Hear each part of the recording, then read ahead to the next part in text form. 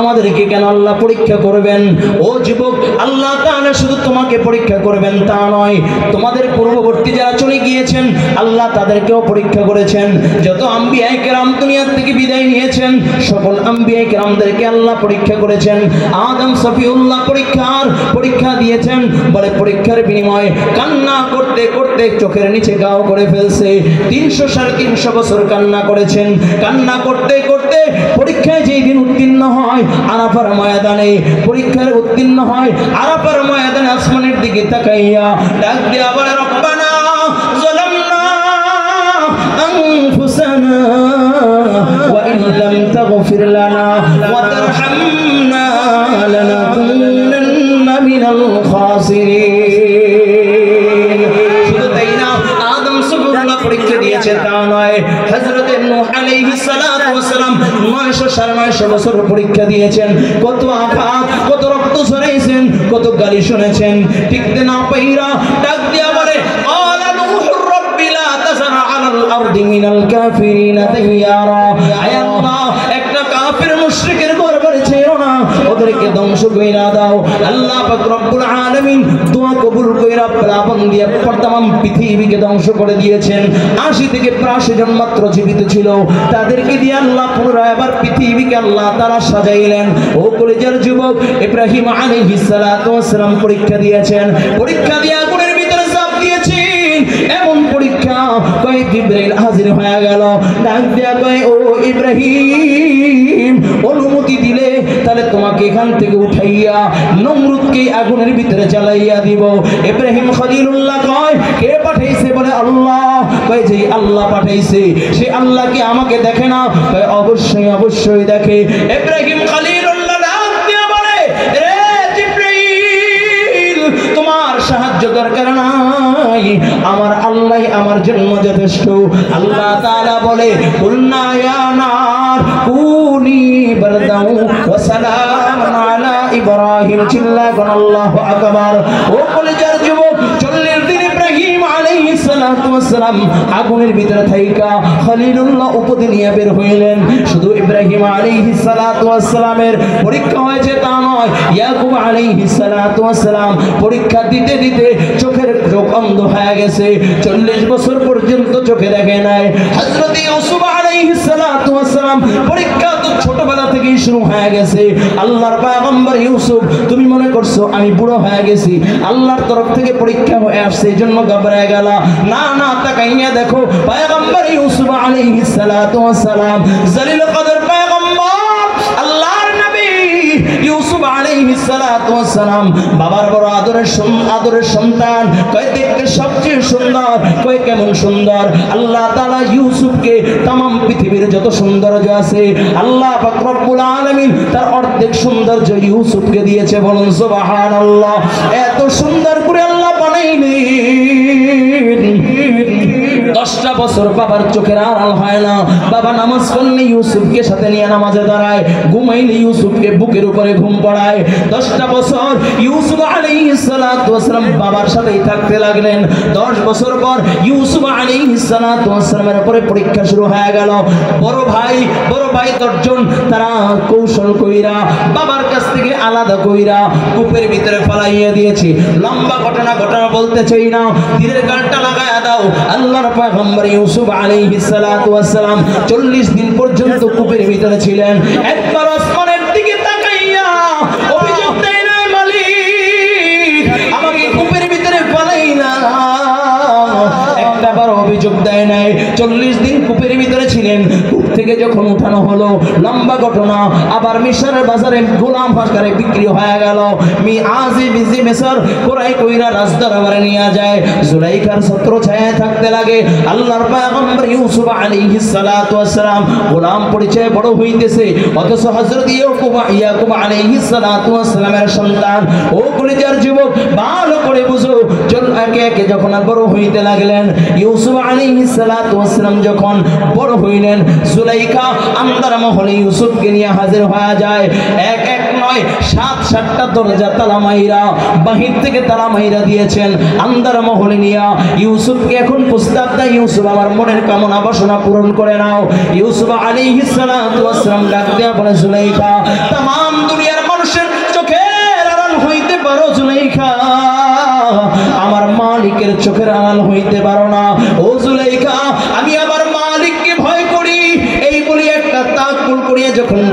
দিয়েছে, আল্লাহ সাতটা দরজা খুলিয়ে দিয়েছে। বলুন সুবহানাল্লাহ।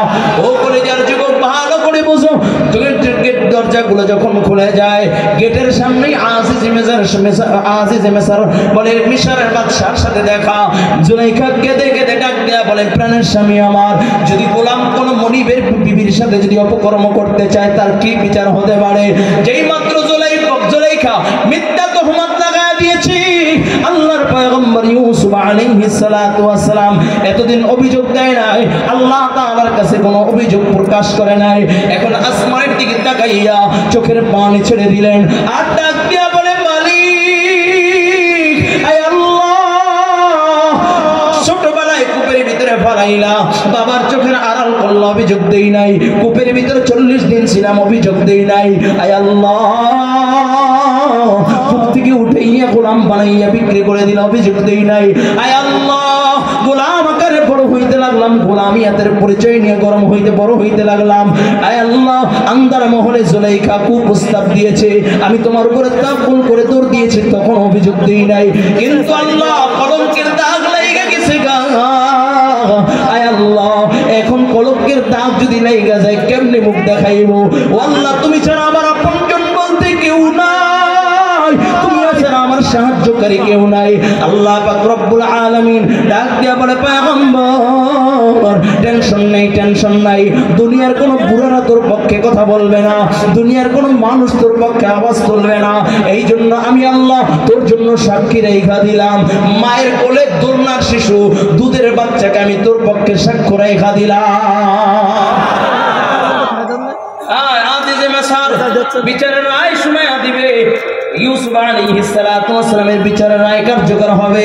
এমন সময় দুধের বাচ্চার জবান খুইলা যায়, ডাক দিয়া বলে, আজিজে মেসার, সাবধান, রায় শুনাইবার আগে দেখো ইউসুফের জামা সামনের দিক দিয়া ছেঁড়া না পিছনের দিক দিয়া ছেঁড়া? সামনের দিক দিয়া ছেঁড়া হইলে ইউসুফ দোষী, পিছনের দিক থেকে ছেঁড়া হইলে জুলাইখা দোষী। তাহলে ইউসুফকে ধরার জন্য জুলাইখা থাবা দিয়েছে। রায় হয়ে গেল, দেখে ইউসুফ আলাইহিস সালাতু ওয়াস সালাম নিরপরাধ, কিন্তু বাদশার একটা পাওয়ার থাকে, ওই পাওয়ারের দায় দিয়ে পাওয়ার নিয়া ইউসুফকে 12 বছরের কারাদণ্ড দিয়া দেয়। বিগত বছর দেখেছি উলামায়ে কেরাম হক কথা বললে, কোরআনের কথা বললে, উলামায়ে কেরাম আল্লাহ আল্লাহর রাসূলের বিধানের কথা বললে, এরপরে এক শ্রেণীর জালেম শাসক ছিল, বইরা বইরা জেলখানায় ধরে রাখতো, ঠিক কিনা জোরে বলেন? বইরা জেলখানায় ধরে রাখতো। শুধু তাই না, জালেম অসংখ্য অগণিত উলামায়ে কেরামদেরকে জেলখানায় বন্দী করে রাখছে, ঠিক কিনা জোরে বলেন? শুধু তাই না, জেলখানায় মাওলানা দিলওয়ার হোসেন সাইদি রাহমাতুল্লাহি আলাইহিকে জেলখানায় শহীদ করে দেওয়া হয়েছে, ঠিক কিনা জোরে বলেন? আল্লামা মামুনুল হককে জেলখানায় বন্দী করেছে, আল্লামা খালিদ সাইফুল্লাহ আইয়ুবকে জেলখানায় বন্দী করেছে, এরকম অসংখ্য উলামায়ে কেরামদেরকে জেলখানায় বন্দী করেছে।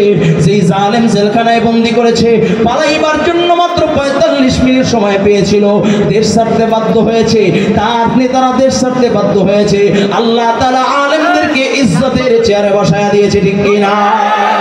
মুসলমানের এই দেশেতে নাস্তিকদের ঠাঁই নাই, নাস্তিকদের পক্ষে যারা তাদের কোনো রক্ষা নাই, ঠিক কিনা? এটা মুসলমানদের জমিন, ঠিক কিনা যারা বলেন? যারা নাস্তিকদের পক্ষে ছিল তারা আজকে বাংলাদেশে নাই, ঠিক কিনা যারা বলেন? পালাইবার জন্য ইন্দুরের গর্ত খুঁজে পায় না, ঠিক কিনা যারা বলেন? আবার যদি কেউ মুসলমানদের দ্বীন ও ইসলামকে নিয়ে ষড়যন্ত্র করে, চক্রান্ত করে, ইসলামকে মিটাই দিতে চায়, উলামায়ে কেরামের প্রত্যাচরণ করে জেলখানায় বন্দী করতে চায়, স্পষ্ট ভাষায় বলতে চাই, হাসিনা তো পালাইবার জন্য 45 মিনিট পেয়েছে, তারা 45 সেকেন্ড পাবে না, ঠিক কিনা? ও কলেজের যুবক ভালো করে বুঝেন, 12টা বছর আল্লাহর নবী ইউসুফ আলাইহিস সালাতু ওয়াস সালাম জেলখানায় ছিলেন। কয় বছর? জোরে বলেন। 12 বছর জেলখানায় ছিলেন। 12 বছর পর আল্লাহর নবী ইউসুফ আলাইহিস সালাতু ওয়াস সালাম যখন কারামুক্ত হবে, আল্লাহ কয়, পয়গম্বর 12টা বছর পরীক্ষা দিয়েছো, ও পয়গম্বর, আমি আল্লাহ ফল না দিয়ে তোমাকে জেলখানা থেকে বের করব না। আমি আল্লাহ তোমাকে যেই মিশরের তোমাকে তহমত দিয়ে জেলখানায় পড়ছে, সেই মিশরে আমি আল্লাহ তোমাকে খাদ্যমন্ত্রীর পোস্ট দিয়ে চেয়ারে বসাইয়া দিলাম। এগুলো আল্লাহর কুদরত, ঠিক কিনা জোরে বলেন। এই জন্য যুবক ভাইরা আল্লাহ তাআলা বলেন পরীক্ষা আসবে, পরীক্ষা আসবে, আর সফল হইল ওই ব্যক্তি যে ব্যক্তি পরীক্ষার ভিতরে সবর করবে। ও ইমানদার মুমিন, ঈমানের উপরে চলতে গেলে পরীক্ষা আসবে। প্রশ্ন হইতে পারে হুজুর শুধু আমাদের উপরে কেন? ও বাবা না না, শুধু তোমার উপরে না। হযরত আইয়ুব আলাইহিস সালাতু ওয়াস সালামের উপরে পরীক্ষা আসছেন, হযরত সুলাইমান আলাইহিস সালাতু ওয়াস সালামের উপরে পরীক্ষা আসছেন। কয় কেমন পরীক্ষা? কয় সুলাইমান আলাইহিস সালাতু ওয়াস সালাম এমন কঠিন পরীক্ষা দিয়েছে, পরীক্ষার সম্মুখীন হয়েছে, রাজদরবার পর্যন্ত ছাড়া হয়েছিল, ঠিক কিনা জোরে বলেন। হযরতে মূসা আলাইহিস সালাতু ওয়াস সালাম পর্যন্ত পরীক্ষা দিয়েছেন। শুধু তাই না, তোমার আমার নবী তো জাহানের বাদশা নবী, রাহমাতাল লিল আলামিন নবী মুহাম্মদুর রাসূলুল্লাহ সাল্লাল্লাহু আলাইহি ওয়াসাল্লাম তোমার আমার নবীও পরীক্ষা দিয়েছেন। ও কলিজার যুবক, যেই নবীর কোনো বদনাম ছিল না, 40টা বছর পর্যন্ত সকলে আল আমিন বলতো, 40 বছর পর্যন্ত আমার দর বলতো, 40 বছর পর্যন্ত তোমার আমার নবীকে মাথার তাজ মনে করত। 40 বছর পর নবী আমার যখন সকলকে একই সাথে ডাকলেন, নবী আমার ডাইকা বলে, ও মক্কার লোকেরা পড়ো পড়ো, কুলু লা ইলাহা ইল্লাল্লাহ তুফলিহুন, কুলু লা ইলাহা ইল্লাল্লাহ তুফলিহুন। নিজের আপন চাচা দাঁড়াইয়া গেছে, ডাক দেয়া বলে, বাতিজা এই জন্যই কি তুমি আমাদেরকে একত্রিত করেছো? এই জন্যই যদি একত্রিত করে থাকো তাহলে শুনে নাও, তাব্বান লাকা, তোমার হাত দুলায় দূষিত হোক। নবীর দু চোখ বেয়ে অস্ত্র ঝরে, আমার আপন চাচা আমার বিরুদ্ধে চলে গেলেন। অন্য একজন যদি বলতো তাও মানা যাইতো, অন্য একজন আমার বিরুদ্ধে বদদুয়া করলে মানা যাইতো। নবীর আপন চাচা আবুল আহাব দাঁড়াইয়া নবীর বিপক্ষে চইলা যায়, নবীর দু চোখে পানি, নবী আমার কান্না শুরু করে দিলেন। আল্লাহ পাক রব্বুল আলামিন সান্ত্বনা দেয়, হাবিব আপনি কান্না কইরেন না, কান্না কইরেন না, আপনি কান্না করলে আমি সহ্য করতে পারবো না। নবী ডাক দিয়া বলে, আল্লাহ দ্বীনের দাওয়াত দিলাম কিন্তু দ্বীনের দাওয়াত কবুল করে নাই, বরঞ্চ আমার বিরুদ্ধে বদদুয়া করে ফেলছে। আল্লাহ পাক রব্বুল আলামিন বলেন, হাবিব আপনি কেন ধ্বংস হবেন? আপনি তো নিয়ামতওয়ালা, আমি তো আপনাকে নিয়ামতওয়ালা বানাইছি, বলুন সুবহানাল্লাহ। ও বন্ধু, আপনি ধ্বংস হইবেন না, ধ্বংস হইবেন না, আপনি হইলেন আখলাকওয়ালা, আপনাকে আমি খুলুকে আযীম দিয়েছি, আপনি ধ্বংস হইবেন না। আল্লাহ তাআলা হাবিবকে সান্ত্বনা দেয়, হাবিব আপনি কান্না কইরেন না, কান্না কইরেন না, আপনি ধ্বংস হইবেন না। নুন ওয়াল কলামি ওয়া মা ইয়াসতুরুন মা আনতা বিনি'মাতি রাব্বিকা বিমাজনুন ওয়া ইন্নাকা লাআলা খুলুকিন আযীম। আপনি হইলেন নিয়ামতওয়ালা, আপনি হইলেন আখলাকওয়ালা, আপনি ধ্বংস হইবেন না। ও কলিজার যুবক, ভালো করে বুঝেন। আল্লাহ ডাক দিয়া কয়, হাবিব এখন শুনেন, সান্ত্বনা নেন। যে আপনার বিরুদ্ধে বদদুয়া করেছে, যে আপনার বিরুদ্ধে দাঁড়াইয়া গেছে, আমি আল্লাহ তার ব্যাপারে সূরা নাযিল করে দিলাম, তাব্বাত ইয়াদা আবি লাহাবি ওয়া তাব মা আগনা আনহু মালুহু ওয়া মা কাসাব সায়াসলা নারান যাতা লাহাবি ওয়া ইমরাআতু হাম্মালাতাল হাতাব ফি জিদিহা হাবলুম মিন মাসাদ। চিল্লায় আল্লাহু আকবার, আল্লাহু আকবার। পরিপূর্ণ একটা সূরা আল্লাহ তাআলা নাযিল করে বন্ধুকে সান্ত্বনা দেয়। বন্ধু শোনেন, আপনাকে যদি কেউ আঘাত করে তাহলে আমি আল্লাহ সহ্য করতে পারি না। আমার দেওয়া আসমান, আমার দেওয়া জমিন, আমার দেওয়া সূর্য, আমার দেওয়া নেয়ামত বক্ষণ কইরা এরপরে আমার বান্দা আমার নাফরমানি করে, সূর্যের পূজা করে, মূর্তির পূজা করে, লাত উজ্জার পূজা করে, কিন্তু আমি আল্লাহ ওকে ধ্বংস করি না। আমি আল্লাহ ওর দিকে কুদরতি নজর দিয়া তাকাইয়া থাকলাম। কিন্তু বন্ধু যখন আপনার বিরুদ্ধে যখন অবস্থান করবে, আমি আল্লাহ তখন আর সহ্য করতে পারবো না, আমি আল্লাহ তখন আর সহ্য করি না, আমি সাথে সাথে তোকে ধ্বংস করে দেই। এই জন্য আল্লাহ বলে, বন্ধু কেউ যদি আমার বিরুদ্ধাচরণ করে আমি আল্লাহ সহ্য করতে পারি, কিন্তু আপনার বিরুদ্ধাচরণ করলে সহ্য করতে পারি না। আল্লাহর হাবিব বলেন, আল্লাহ তাআলাকে যদি কেউ আল্লাহ তাআলার বিরুদ্ধাচরণ করে, আল্লাহর বিরুদ্ধে যদি কেউ কথা বলে, নবী বলেন আমি সহ্য করতে পারি না, আমাকে মারো, আমাকে কাটো, আমাকে গালি দাও আমরা সহ্য করতে পারবো, কিন্তু আল্লাহর বিরোধিতা করলে সহ্য করতে পারবো না। ঠিক মুসলমান বলে 92% মুসলমানের একটাই কথা, বলে আমার নবীকে নিয়ে যদি কেউ কটূক্তি করে, আমার আল্লাহকে নিয়ে যদি কেউ কটূক্তি করে, আমি মুসলমান, আমাকে গালি দাও, আমাকে মারো, আমাকে ধরো, আমাকে টুকরা টুকরা করে দাও, আমার বাবাকে গালি দাও, কিচ্ছু বলবো না। কিন্তু আমার নবীকে নিয়ে যদি কেউ কটূক্তি করে, আমার আল্লাহকে নিয়ে যদি কেউ কটূক্তি করে, মুসলমান সহ্য করবে না। ঠিক কি না? ঠিক কি না? ও কলিজার যুবক, ভালো করে বুঝেন, নবীর উপরে পরীক্ষা, নবী বড় কষ্টের জিন্দেগি শুরু হয়ে গেল। মক্কায় একের পর এক আমার নবীর উপর অত্যাচার, আমার নবীর উপরে জুলুম শুরু। নবী আমার কাবা বাইতুল্লাহর সামনে দাঁড়াইয়া, নবী আমার নামাজে দাঁড়াইয়া গেলেন, আল্লাহু আকবার বলে নামাজে দাঁড়াইয়া গেলেন। এমন সময় কাফেররা আমার নবী যখন সিজদা দেয়, নবীর গায়ের উপরে উটের নারী ভুঁড়িগুলো চাপাইয়া দেয়, নবীর বড় কষ্ট হয়। নবী আমার মাথা জাগাইতে পারেন না, নবীর বড় কষ্ট হয়। এদিকে কাফেররা এই দৃশ্য দেখা মিটি মিটি হাসে আর টিটকারি করে। ও আব্দুল্লাহর বেটা মুহাম্মদ, এখন বুঝে তোমার কেমন লাগে? নবীর দুইটা চোখ বাইয়া বাইয়া অশ্রু পড়ে। ওদিকে নবীর কলেজার টুকরা নয়নের মণি ফাতেমা বাবাকে খোঁজার জন্য বের হয়ে যায়, কোথাও বাবাকে খুঁজে পায় না, বাবাকে কোথাও খুঁজে পায় না। আল্লাহর নবী রাহমাতাল লিল আলামিন, নবীর কলেজার টুকরা বড় পরেশান, খুঁজতে খুঁজতে বাইতুল্লাহর সামনে হাজির। আয়েশা দেখি বাবার কান্নার আওয়াজ, আল্লাহর নবীর কান্নার আওয়াজ শুনে ফাতেমা পাগল পারা হইয়া যায়। কেন আপনাকে আঘাত করে, কেন আপনাকে মারধর করে?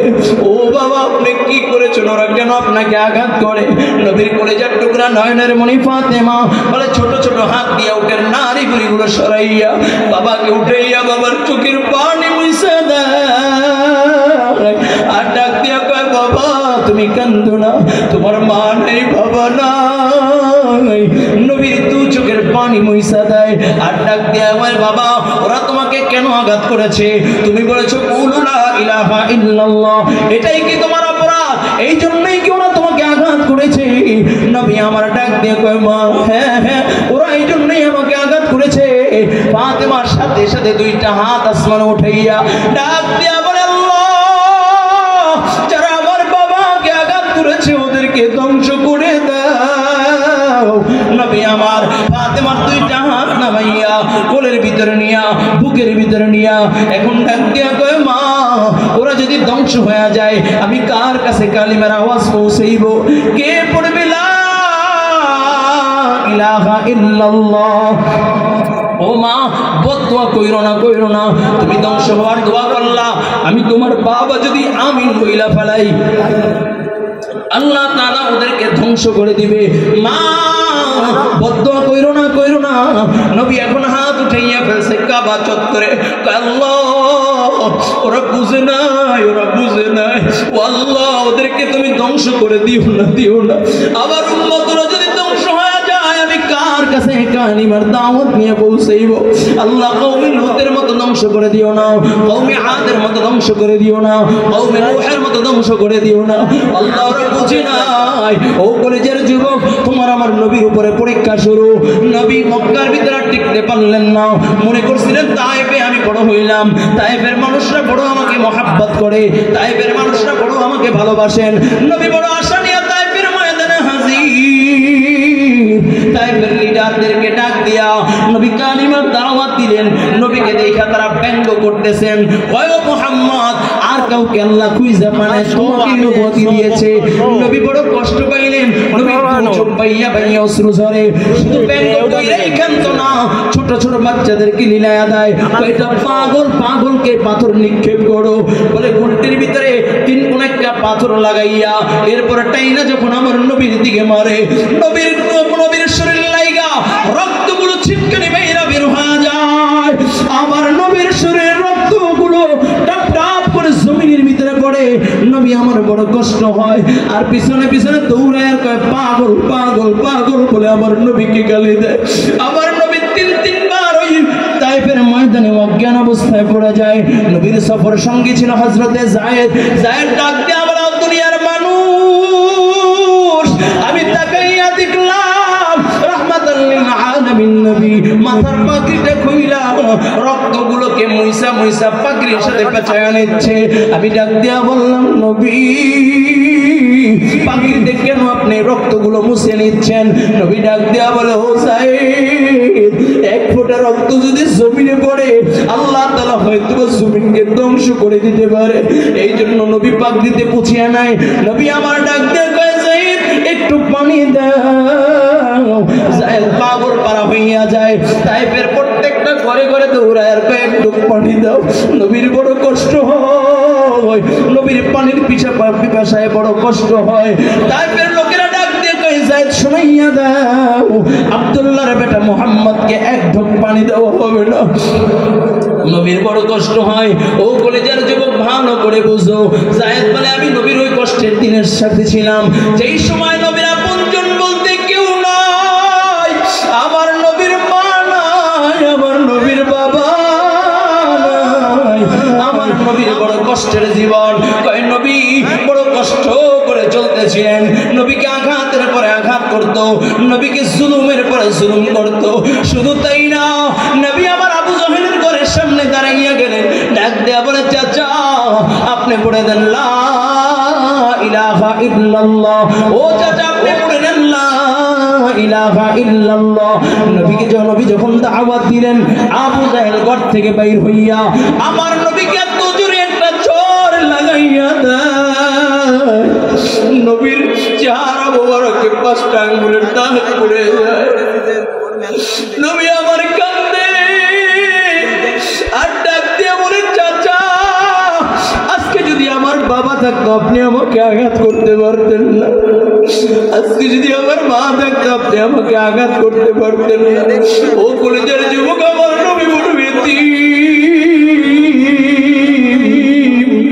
আমার নবীর মা নাই, আমার নবীর বাবা নাই।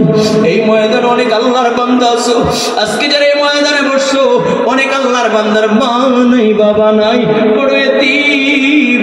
কে কে আছো আমার নবীর মতো এতিম, মা নাই, বাবা নাই?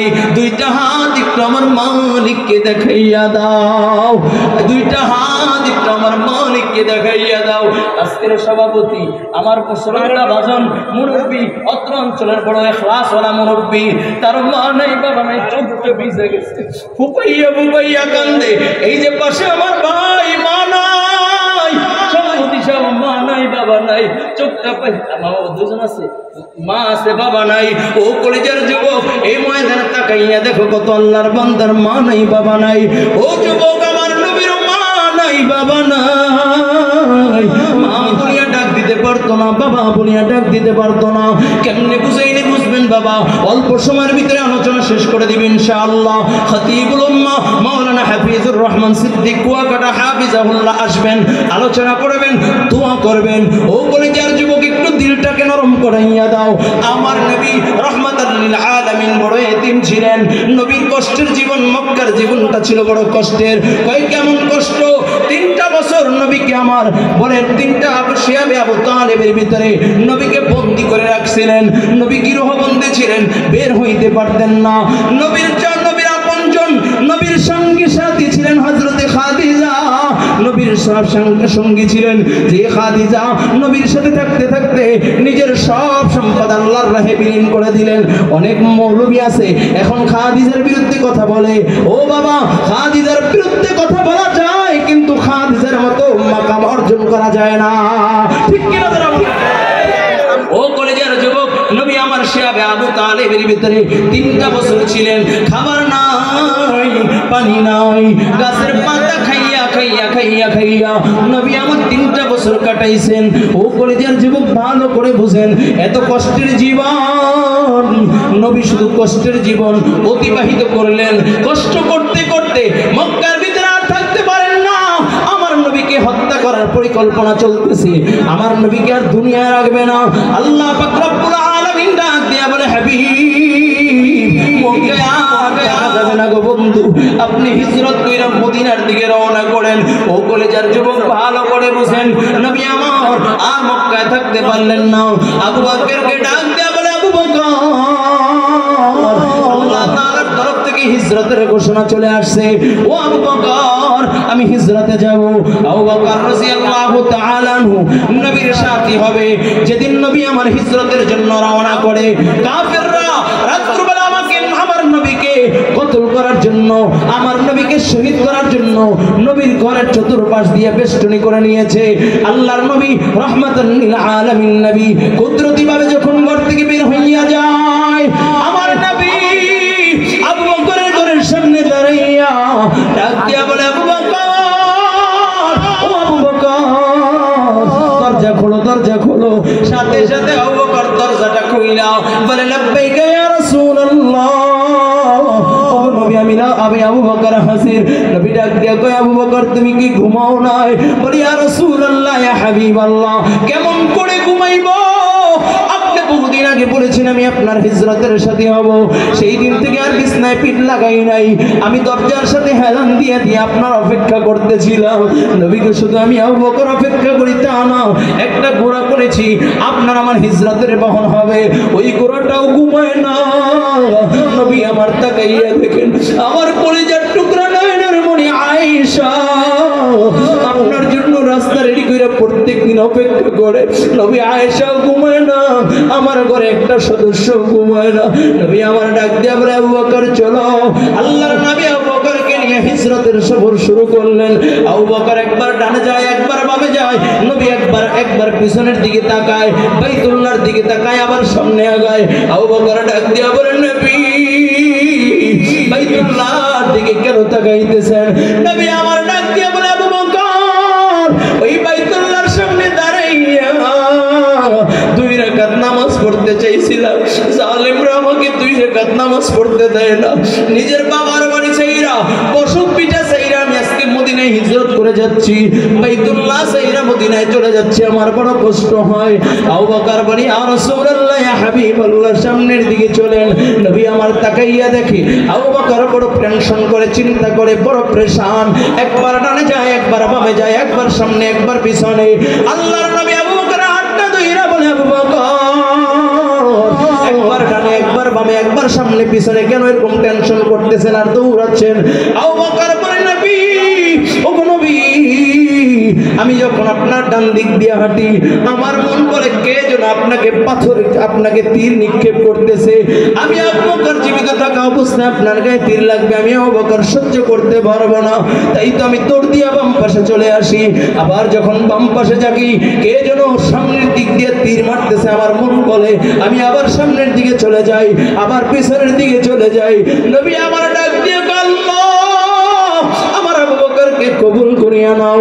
যে আবু বকরের সাথে আমি সফর শুরু করলাম, আয় আল্লাহ জান্নাত পর্যন্ত আমার আবু বকরের সফর আমার সাথে কবুল করে নাও। বলুন সুবহানাল্লাহ।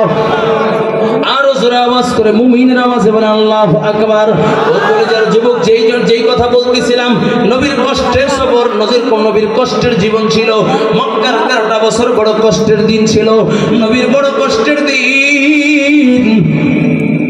নবী কত আঘাত খেয়েছে, কত গালি খেয়েছে, এরপর দিন থেকে এক চুল পরিমাণে সরে যায় নাই, ইসলাম থেকে এক চুল পরিমাণে সরে যায় নাই, দ্বীনের দাওয়াত দিতে গিয়ে এক চুল পরিমাণে সরে যায় নাই। ও ইমানদার মুমিন আল্লাহর গোলাম, যদি তোমাদের উপরে এমন আক্রমণ আসে, তোমাদের উপরে যদি আঘাত আসে, তোমাদের কেউ যদি গালি দেয়, এক চুল পরিমাণে দ্বীনের পথ থেকে ওঠো, 1-2 চুল পরিমাণে দ্বীনের পথ থেকে সরে দাঁড়াইব না, আল্লাহ আল্লাহর রাসূলের বিধান থেকে দূরে সরাইব না। এমন কে আছে? আল্লাহু আকবার। পারবা তো ইনশাআল্লাহ? আল্লাহ কবুল করেন, বড় আমিন।